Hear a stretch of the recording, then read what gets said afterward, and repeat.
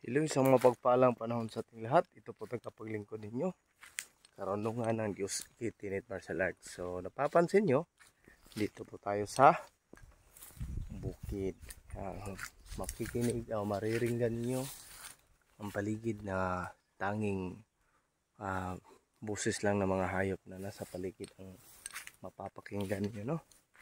So, ito sa ganitong bagay po, pag ihango po natin sa spiritual, ito po yung matatawag natin na grounding, kung saan wala kang ginagawa, gala ka lang sa bukid na nakapaa para ma-absorb mo ang enerhiya ng nasa paligid. Yan po ang tinatawag ng grounding. Yan. So igala ko kayo sa bukirin natin. Yan. Yan lang.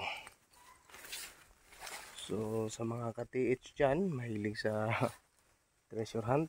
Yan. So ito yung mga creek namin. So ginawa natin ito mga kapatid. Gumala lang tayo. It's December 31. Mag New Year na mamaya. So ano lang natin yan. Para magmuni-muni sa paligid. At kung ano, para paghandaan naman natin ang susunod na taon. So silang ang hiling ko mga kapatid, na sana sa mga nagdaang buwan o nagdaang taon, December 23, ay naging masaya kayo sa naging buhay niya sa taong ito. And of course, kung may mga pagsubok man, ganito lang, yan ay ipasa Diyos na natin. Yan, okay? So, mas pasalamat tayo sa amang may kapal kung ito'y nalutas na natin. At sikapin natin na by 2024, wala na yung mga bagay na pinoproblema natin o mga hinanakit natin.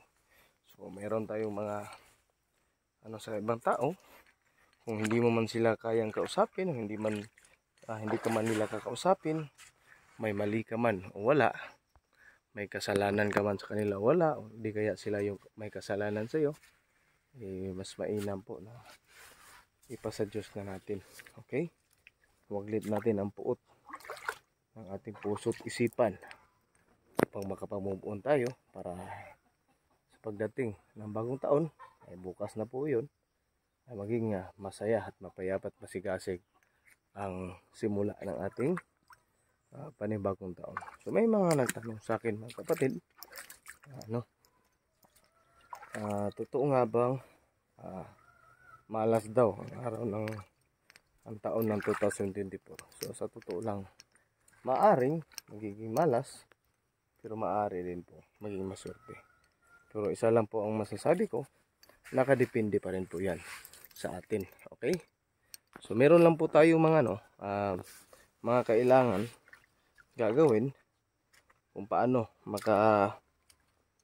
tawag nito, paano mapigilan ang magiging dakot o magiging malas sa ating sarili o sa ating buhay. So ituturo ko yan sa live ko po bago po mag January 1, ituturo ko po yan. So yan. So medyo mataas yung init, kaya ganito po, konti lang tubig ng creek namin. Yan.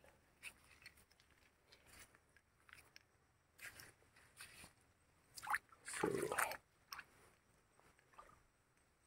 yan na.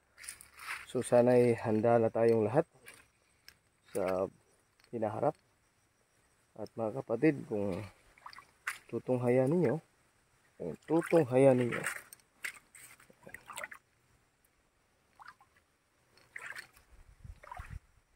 paparating na 2024, way back 2019, 2020, 2021, 22 at saka itong 23, lagi kong sinasambit na darating talaga ang tinatawag na galisom.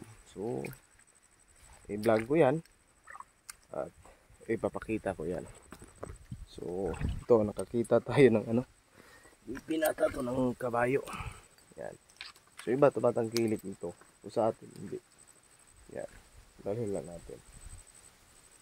Yan.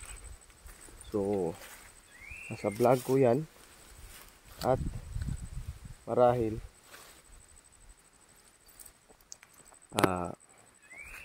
matutunghayan nyo yun na sinasabi ko na paparating na ang Gadisom matatapos na ang Christhood. So ano ba yung Gadisom at ano yung Christhood? So unahin ko ang Christhood.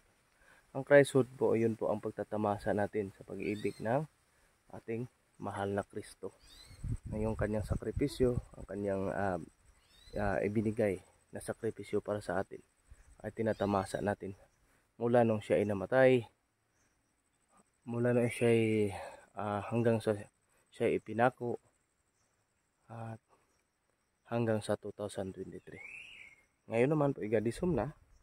So mangyayari po sa Gadisom, yan po. Tama yung ibang prediksyon ng iba na magiging malas.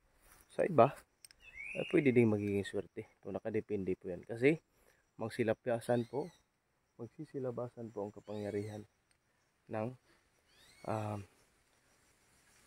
hayag o liwanag. Kapangyarihan ng liwanag ay magsisilabasan. At dahil magsilabasan ang kapangyarihan ng amang may kapal, ang kapangyarihan ng liwanag, tutumbasan naman yan na makakaliwang likha. Magsilabasan din ang kapangyarihan nila. So magkakaroon ng banggaan.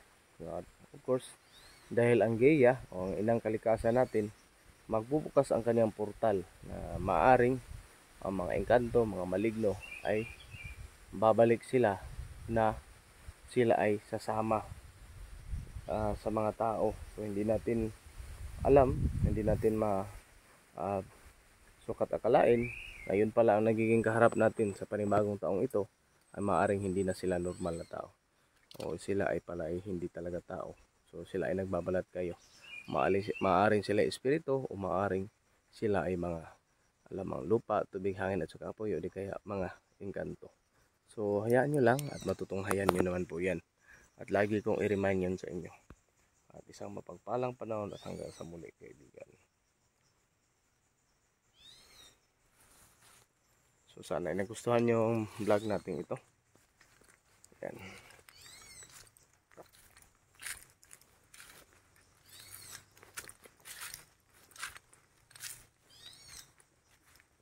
Yan.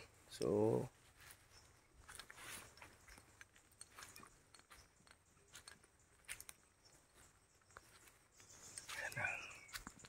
sarap pag pag may bakanting oras kayo, lakad kayo na nakapaa. Yan. Pero medyo tanghali na ako nagpunta kasi may linakad pa kami kanina. Pero wala pong problema sa oras. Pero mas mainam dahil medyo busy tayo pag palapit na tanghaling tapat, mas mainam po na umaga mag-grounding, maglakad sa mga ganitong klaseng lugar na wala kang ibang nakakausap kundi sarili mo lang at na mariringgan mo lang ay ang tanging boses ng mga insekto sa paligid, mga ibon at saka iba pang hayop na nasa paligid lang. So yan, at pupuntahan ko lang yung magiging ko sa bukid.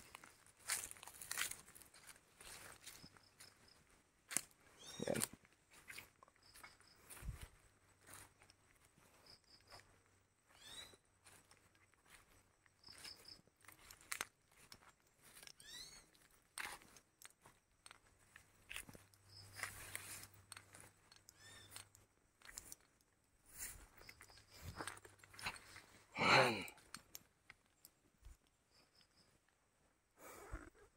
So, balik tayo sa farming. Try natin. Tingnan ko lang yung nag-prick ako ng chili dito eh. Try natin makita. Yan.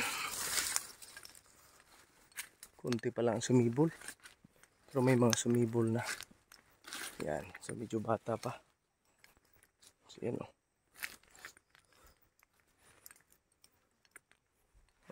Kunti pa lang. Hindi pa siya makikita. Yan. Ah. Yan, kukunti pa lang ang sumibol. Yan. Yan. Susurvive din yan. Pero anuhin pa natin kasi baka may mataas na init, no? So again, isang mapagpalang panahon at hanggang sa muli mga kaibigan. Sana huwag niyong kaligtaan mag-like, share, subscribe po sa video natin upang matunghayan susunod na kabanata na ibabahagi ko po. Mapagpalang panahon at hanggang sa muli.